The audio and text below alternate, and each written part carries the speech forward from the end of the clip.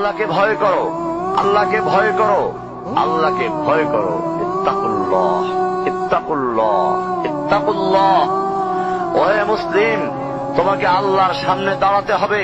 তোমার হিসাব নেওয়ার জন্য আল্লাহই যথেষ্ট, যিনি সব জানেন। তুমি যা গোপন করো ও প্রকাশ করো। তোমাকে অবশ্যই মৃত্যু বরণ করতে হবে। যখন তুমি দুনিয়ার সব কিছু ছেড়ে চলে যাবে, শুধু তুমি আখিরাতের জন্য যা সঞ্চয় করেছ তা নিয়ে সাবধান হও তোমার শেষ আমলের ব্যাপারে। তুমি জানো না কখন তোমার শেষ মুহূর্ত। তুমি কি প্রস্তুত মৃত্যুর জন্য? তুমি কি প্রস্তুত কবরের সওয়াল জবাবের জন্য?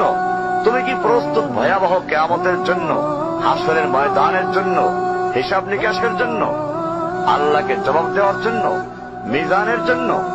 তুমি কি প্রস্তুত চুলের চাইতে সূক্ষ্ম, তরবারির চাইতে ধারালো পুলসিরাতকে পাড়ি দেওয়ার জন্য?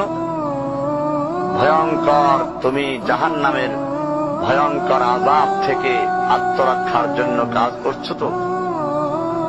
যার ইন্ধন মানুষ এবং পাথর, যার আগুন ভয়ঙ্কর উত্তাপ সম্পন্ন কালো বর্ণের, যা হৃদয় পর্যন্ত জ্বালিয়ে দেবে, এমন উত্তপ্ত পানি যা নাড়ি ভুঁড়িকে বের করে দিবে।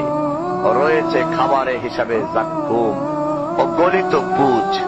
জাহান্নাম অসম্ভব গভীর, ভয়াল জায়গা, কঠোর হৃদয় ফেরেশতারা নিযুক্ত, যেখানে শাস্তির মাত্রা বৃদ্ধির জন্য শরীরকে অনেক বড় করে দেওয়া হবে। চামড়াগুলো জ্বলে যাবে, বের হতে চাইবে, বের হতে পারবে না। মৃত্যুকে ডাকবে, মৃত্যু আসবে না। ভয়ঙ্কর শাস্তি যা অনন্তকাল ব্যাপী চলতে থাকবে।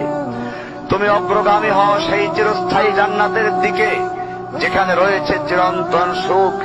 যা মন চাইবে তাই পাবে, যা আদেশ করবে তাই দেওয়া হবে। জেনে রেখো, দুনিয়ার চাওয়া পাওয়ার পূর্ণতার স্থান নয়। দুনিয়ার চাওয়া পাওয়ার পূর্ণতার স্থান নয়। দুনিয়ার চাওয়া পাওয়ার পূর্ণতার স্থান নয়। জান্নাতি হচ্ছে এমন জায়গা যা তোমার সব আকাঙ্ক্ষাকে পূর্ণ করে দেওয়া হবে। চির কিশোর সেবকগণ, চির যৌবনা সঙ্গিনীগণ, ফল মূল, গোশত, দুধের মধুর শরাবের নহর, উত্তম বাসস্থান ও বিছানা, চির আরাম, চির যৌবন, চির সুখ, অসংখ্য নেয়ামতের মাঝে সবচেয়ে বড় নেয়ামত হবে তুমি আল্লাহকে দেখবে। শুধু তোমাকে এটা বলাই যথেষ্ট মনে করছি, সবচেয়ে কম মর্যাদার যে জান্নাত লাভ করবে তা হবে দুনিয়ার 10টির সমান।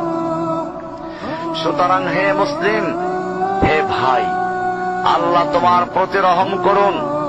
এই বার্তা তোমার কাছে পৌঁছার পর আশা করি তুমি তা তোমার পরিবর্তন এবং সংশোধনে যথেষ্ট হবে। গতানুগতিক চিঠি হিসাবে নিও না আমার এই পত্রকে, ফেলে দিও না। এটা ফেলে দেওয়ার নয়, আল্লাহর জন্য বলছি। এর দ্বারা নিজেদেরকে সংশোধনের চেষ্টা করো। আর তোমার অবস্থা যদি উত্তম হয় এর চেয়েও, যা উল্লেখ করলাম, আল্লাহর কাছে কামনা করি তোমাকে তিনি দৃঢ় রাখুন, মওত পর্যন্ত লেগে থাকো উত্তম ঈমান সহ।